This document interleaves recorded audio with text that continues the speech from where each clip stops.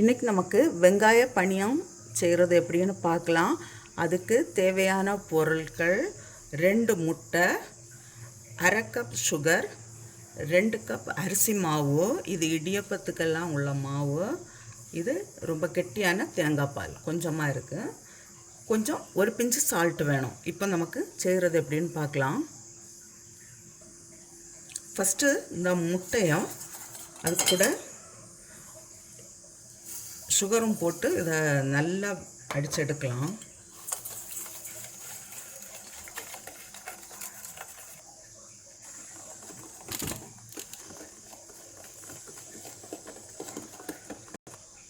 இதில் இப்போது நான் ஒரு பிஞ்சு உப்பு சேர்க்குறேன். இது சுகரும் அந்த முட்டையும் நல்லா மிக்ஸ் ஆகி வர்றது வரை நம்ம இதை நல்லா மிக்ஸ் பண்ணி எடுக்கணும். இப்போது இதில் இந்த தேங்காய் பால் சேர்க்குறேன்.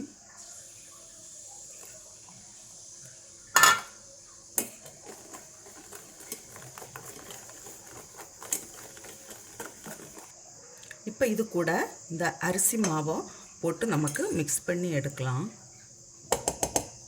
கொஞ்சம் கொஞ்சமாக போட்டு மிக்ஸ் பண்ணி எடுக்கலாம்.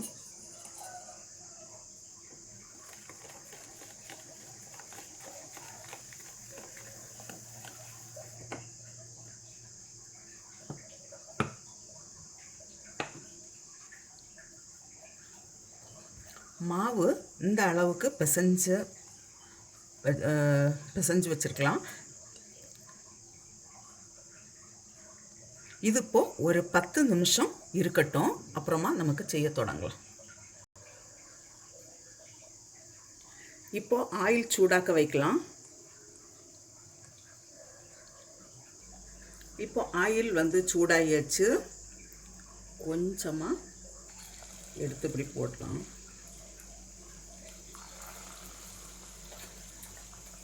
கையை அப்பப்போ தண்ணியில் தொட்டு மாவு எடுத்து போடலாம்.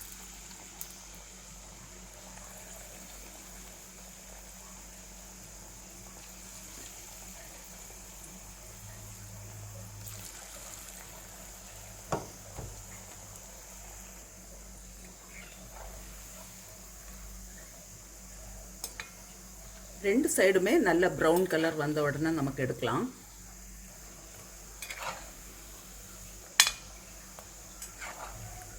இது இப்போ ஆயாச்சு. நான் இதை எடுக்கிறேன்.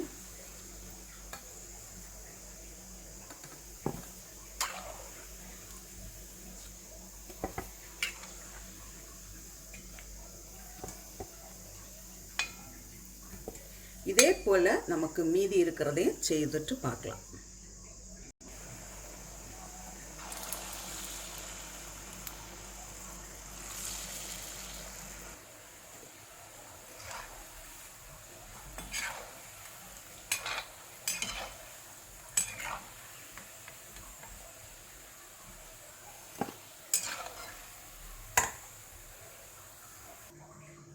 வெங்காய பணியம் ரெடியாக இருக்குது.